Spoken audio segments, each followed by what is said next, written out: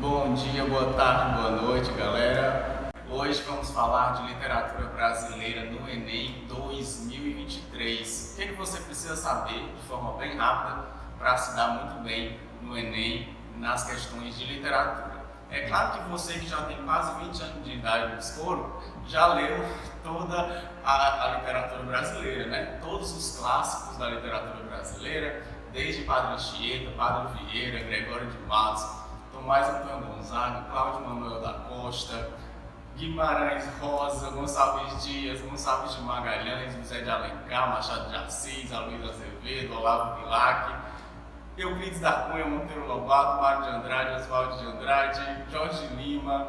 Todo mundo você já leu? Claro que não, né? É impossível a gente dar conta de todas essas obras, de todos esses clássicos da riqueza da literatura brasileira. Clarice Lispector, Cecília Meirelles, Conceição Evaristo, Carolina Maria de Jesus. É muita gente, que maravilha que nós temos todos esses livros para ler ainda nas nossas vidas, né? Então, o que a gente precisa ter para o Enem é uma visão geral da história da literatura, para que quando chegar aquele texto, aquele soneto, aquele poema, você conseguir se localizar no momento histórico e conseguir fazer a interpretação textual, que é o mais importante. Então vamos ver de uma forma bem rápida esse esquema, essa história da literatura brasileira aqui, com alguns truques de memorização para você, tá? Começando com um truque de memorização a partir das próprias letras do primeiro movimento literário brasileiro, o Barroco, tá? A gente teve o quinhentismo no século XVI, mas o quinhentismo não é uma escola literária, apesar de ser importante, já caiu a carta do Pedro Vaz Caminha no Enem, então é bom a gente conhecer também. Mas a nossa primeira escola literária é o Barroco. E olha só que interessante, a partir das letras do Barroco eu consigo fazer um acróstico, que é isso. Cada letra formar uma outra palavra e na ordem histórica das escolas literárias brasileiras. Barroco, arcadismo, romantismo, realismo, e a partir daqui a gente tem que fazer uma adaptação, né? Olavo Bilac, grande nome do parnasianismo, Cruz e Souza, grande nome do nosso simbolismo, e os Sertões de Euclides da Cunha, grande obra do nosso pré-modernismo, tá? Então isso aqui são truques de memória, né? Truques de memorização, para a gente ter a sequência desses autores, a sequência dessas escolas. Quais caem mais no Enem? O Barroco, o romantismo, o realismo e o modernismo, que a gente vai chegar ali do outro lado do quadro, tá? O Barroco, a gente tem que lembrar da figura de Gregório de Matos e Padre Vieira. E só em pensar nesses dois autores, você já percebe a dualidade e a contradição que é o Barroco, né? De um lado, um cara que é conhecido como Boca do Inferno, por seus poemas satíricos, por sua verve audaz, audaciosa, que o levou a ser exilado, né, da cidade da Bahia. E do outro lado, o Padre Vieira, um nome gigantesco do século XVII, não só no Brasil, mas em toda a Europa, por seus sermões, né, inclusive muito avançados no tempo, defendendo os indígenas, defendendo os judeus, que eram muito perseguidos na época. Então a gente tem no Barroco dualidade e contradição, uma linguagem rebuscada, dionisíaca, tá? Por isso muitas figuras de linguagem, muitas antíteses, muitos paradoxos, muitas metáforas, muitas hipérboles, né? O Barroco é esse lugar da hipérbole. O arcadismo já não cai tanto, mas ele é o quê? É exatamente uma oposição ao Barroco. A gente tem que pensar que os movimentos das escolas literárias sempre surgem uma em oposição à outra. Então, se o Barroco é dionisíaco, o arcadismo vai ser o quê? Vai ser apolíneo, vai ser contido, vai ser uma beleza contida, proporcional, simétrica, clara, né? O arcadismo é o lugar dos pastores, da vida no campo, da tranquilidade, da paz e do amor, apesar de que no Brasil a gente vai ter o caso da Inconfidência Mineira, lá, né, em Ouro Preto, Vila Rica, que vai quebrar com toda essa tranquilidade dos árabes, né? Faça essa relação entre literatura e história, tá? E aí vem o romantismo, que então, se a gente está dizendo que um é oposição ao outro, o romantismo é uma oposição a essa tranquilidade dos árabes. O romantismo já volta a ser um tanto quanto exagerado, subjetivismo lá no céu, né? O homem gênio, é um vate, é um vidente, o poeta é grandioso.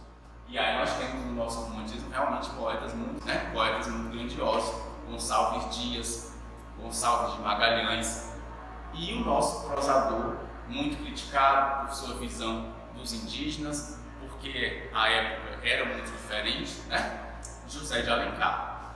José de Alencar vai estar aqui, junto com Gonçalves Dias e com Gonçalves de Magalhães, na primeira geração romântica. O homem brasileiro começa a olhar para o indígena, começa a ver o indígena como sendo o princípio da brasilidade. É claro que eles não tinham ainda a visão antropológica avançada que nós temos hoje de respeito a esses povos. Eles tratavam os indígenas como sendo povos extintos, quando na verdade eles continuam existindo. Essa é a grande questão, né?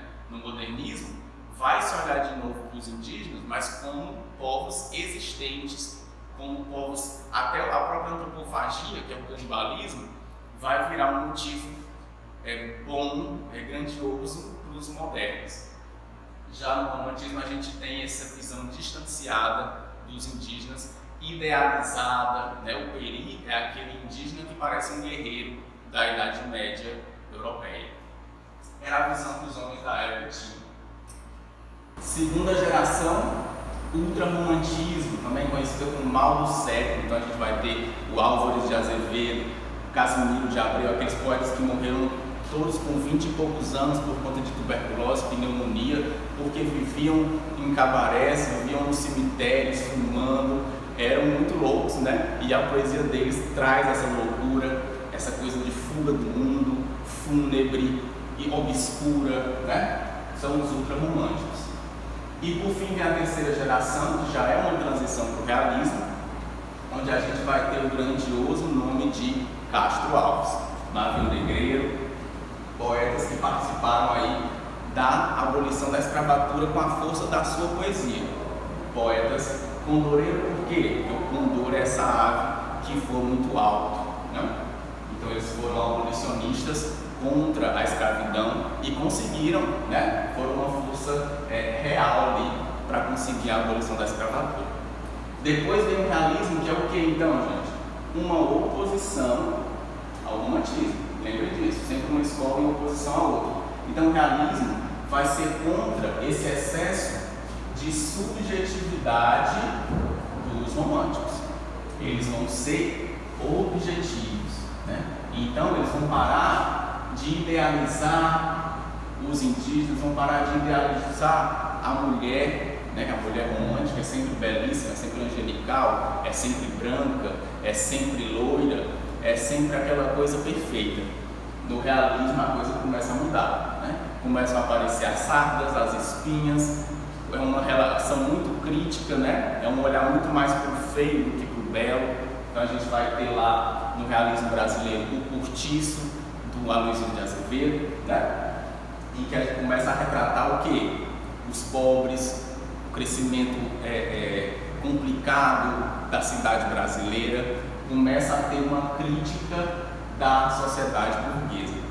E o grande nome do nosso realismo, vocês precisam conhecer, o grande Machado de Assis, que inclusive tem toda uma discussão hoje, né, sobre a negritude do Machado de Assis, porque na época, por conta de toda a questão do preconceito, as pessoas passavam até pó de arroz na cara para sair mais branco nas fotos, né?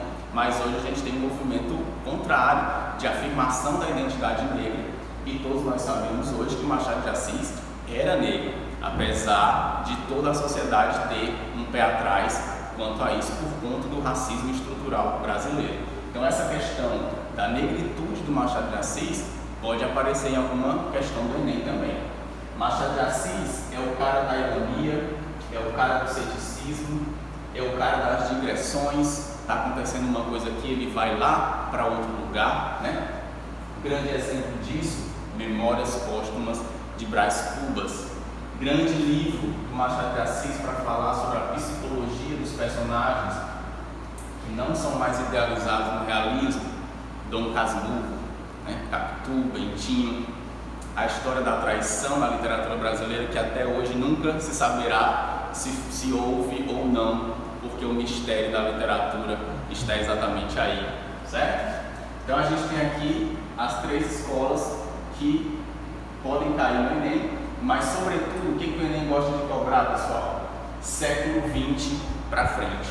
Então a questão das vanguardas europeias, que é muito importante de vocês estudarem, inclusive para as questões de artes, também vai ser muito importante para vocês entenderem a produção literária do século XX e do século XXI, porque o Enem adora colocar também autores menos conhecidos, autores contemporâneos, tá? Então se cai lá na prova do Enem um poema do Adriano Lobão, um poema do Daniel Gleidson, são autores contemporâneos que podem também cair no Enem, tá? E aqui a gente vai ter o que? Nas vanguardas europeias? Futurismo, dadaísmo, cubismo, surrealismo. O que foram as vanguardas, galera? A vanguarda é a guarda avançada, é aquilo que está na frente do campo de batalha. Então eles vão contra tudo que era feito para buscar essa inovação. Pensem aqui no começo do século XX, popularização da fotografia. Então perde o sentido aquela pintura que era retrato fiel da realidade, porque você já tem a fotografia, então a pintura começa a pirar, beleza? Começa a vir com cubismo, Picasso, aqueles rostos fragmentados, cheios de figuras geométricas, um olho olha para cá, o outro já está olhando para o outro lado, tá? Isso é a fragmentação do cubismo, isso é a fragmentação das vanguardas europeias, em busca da inovação a qualquer preço, tá? Do futuro a qualquer preço. Então a gente vai estar também na época da Primeira Guerra Mundial. Então esse impacto é imediato na criação, nas criações artísticas da humanidade, beleza? Também a gente vai estar na época da psicanálise, do Freud. Então vejam o impacto disso nas artes, na literatura, no surrealismo, que vai defender que você sonhou. Então vai lá e escreve o poema do que você sonhou, sem qualquer crítica, sem qualquer revisão. Esse é o automatismo dos surrealistas, né? Em busca dessa outra lógica, que não a lógica dos homens, mas uma lógica outra, uma lógica da loucura, do onírico. O que é onírico, galera? É aquilo que pertence ao sonho, a um universo de sonhos, tá? Enriqueçam o vocabulário de vocês, porque muitas vezes uma só palavra pode valer toda uma questão, né? Então o futurismo pregava a destruição, inclusive, né? E esse futurismo depois vai dar, inclusive, no Mussolini, né? Lá na Segunda Guerra Mundial. Então tudo tem impacto mais para frente, beleza? E essas vanguardas vão chegar no Brasil, no modernismo brasileiro, tá? Famosa Semana de Arte Moderna de 1922, que eles eram inclusive chamados de futuristas, mas não gostavam, né? O Mário de Andrade, o Oswald de Andrade, porque eles sabiam que o futurismo tinha lá no fundo o fascismo já implicado ali, porque Marionette e Mussolini eram figuras muito parecidas, tá? Então no modernismo brasileiro a gente vai ter uma recriação da identidade nacional. Eles consideram tudo que o romantismo fez, mas eles vão muito além, né? Mário de Andrade é um cara que vai viajar pelo Nordeste, pelo Norte brasileiro, gravando pela primeira vez o coco em Pernambuco, as manifestações artísticas populares nacionais, dando o real valor que essas manifestações têm. Então isso é o modernismo brasileiro que faz, é o Mário de Andrade que faz.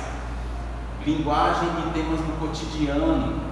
Então é isso que começa também no romantismo, vai vir com força no modernismo brasileiro. O poema é a fala do povo, tá? Me dá um cigarro. É assim que é a língua brasileira, é assim que o poeta modernista vai falar, tá? Paródia, revisão crítica e humorística do passado. Então o Oswald de Andrade vai pegar lá a carta do Pero Vaz Caminha e vai fazer toda uma paródia no livro chamado Pau Brasil, uma paródia pegando inclusive um pedaço da carta que ele vai dizer, olha aí como os portugueses já falavam de toda a violação que eles iam fazer com as nossas indígenas. Nessa carta, se você pegar o texto, já está lá, né? Então, dois poetas que o Enem gosta muito, Carlos Drummond de Andrade, Manuel Bandeira. Busquem conhecer esses poetas, vocês vão se dar bem. Se aparece um poema deles, você já conhece, você já dá um passo à frente dos seus concorrentes, tá? Então, galera, o modernismo brasileiro, primeira metade do século XX, e da segunda metade em diante a gente tem o pós-modernismo, a gente tem a contemporaneidade, a gente tem uma bagunça muito louca nas artes, a gente tem o concretismo, que é o poeta que vai usar a imagem do poema, vai desenhar com o poema na tela, na folha, né? O Haroldo de Campos, Augusto de Campos. A gente vai ter uma força muito grande hoje da literatura indígena e da literatura produzida por afrodescendentes. Isso cai muito no Enem. Literatura popular, tá? O cordel e o Islã, que a gente pode achar que são duas manifestações que não se comunicam, mas na verdade tem tudo a ver. Por quê? O Islã é o que, galera? O Islã é o sarau da periferia hoje, é o sarau da juventude, é a batalha poética, para você ver quem consegue recitar o poema melhor do que o outro. E o que era a Batalha dos Repentistas? Ou o que é a Batalha dos Repentistas, porque ainda acontece? Também é isso, né? Quem que consegue dizer o melhor poema, quem que consegue cantar melhor, declamar melhor, tá? Então, essas manifestações contemporâneas aparecem muito no Enem, é bom vocês estarem ligados, até porque esses temas contemporâneos, vocês têm que estar ligados não só por conta das questões de literatura, mas por conta da redação. Vocês têm que ter esse repertório sociocultural do que está acontecendo no nosso tempo, o identitarismo, a luta pela representatividade, pelo lugar de fala, né? Se no romantismo era o José de Alencar que falava pelos indígenas, hoje não. Hoje são os indígenas que falam por eles. É Ailton Krenak, na Academia Brasileira de Letras, o primeiro indígena na Academia Brasileira de Letras. Beleza, galera? Então isso é uma visão geral para que vocês arrasem nas questões de literatura no Enem